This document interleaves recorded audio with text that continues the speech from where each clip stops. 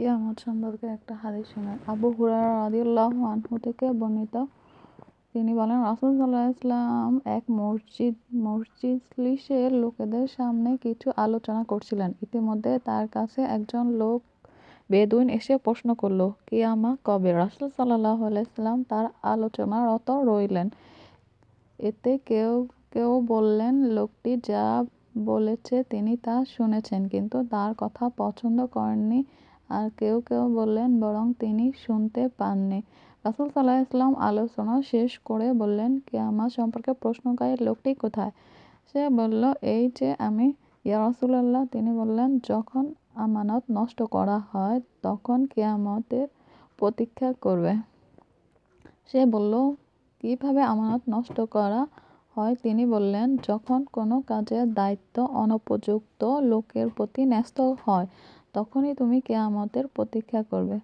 সুবহানাল্লাহ। মানে কিয়ামতের সময় তো বলে দেওয়া হয় না, কিন্তু কিছু লক্ষণ বলে দেওয়া হয়েছে যে আমানত যখন খেয়ানত করা হবে তখনই কিয়ামত হইতে আর বেশি দিন থাকবে না। এই কথাটা নবী সাল্লাল্লাহু আলাইহি ওয়াসাল্লাম বলছেন।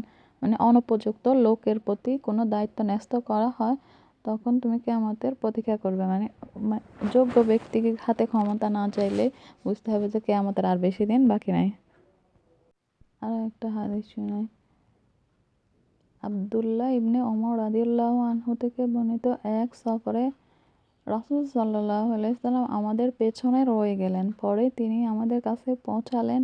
এদিকে আমরা আসরের সালাত আদায় করতে দেরি করে ফেলেছিলাম এবং আমরা ওযু করছিলাম। আমরা আমাদের পা কোনো মতে পানি দিয়ে ভিজিয়ে নিচ্ছিলাম। তিনি উচ্চস্বরে বললেন, পায়ের গোড়ালিগুলো শুষ্কতার জন্য জাহান্নামে শাস্তি রয়েছে। তিনি 2 বা 3 বার এই কথা বলেছেন। মানে পায়ের গোড়ালিটা ভালোভাবে, আমরা যখন ওযু করি তখন খেয়াল রাখতে হবে যে পায়ের গোড়ালি ভালোভাবে ধোয়া হয়েছে কিনা পানি দিয়ে। আর যদি পানি দ্বারা ভালোভাবে না ভিজে শুষ্ক থাকে যায় তাহলে এটার জন্য শাস্তি হবে।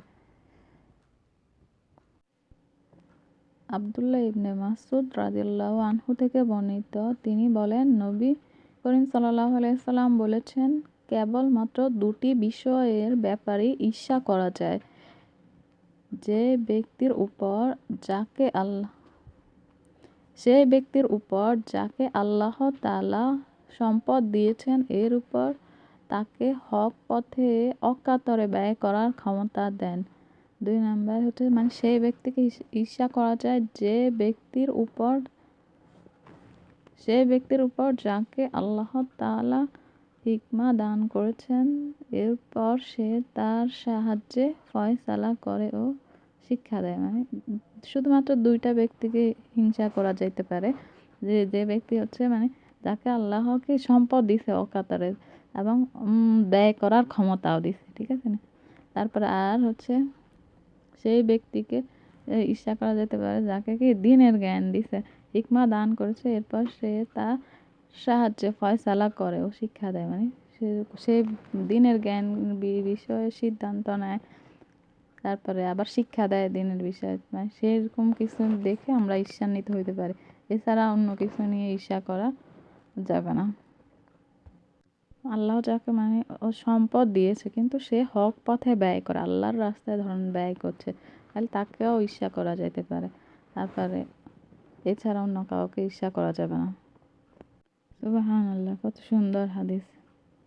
হাদিস থেকে আসলে কত সুন্দর কিছু শেখা যায়। সুবহানাল্লাহ।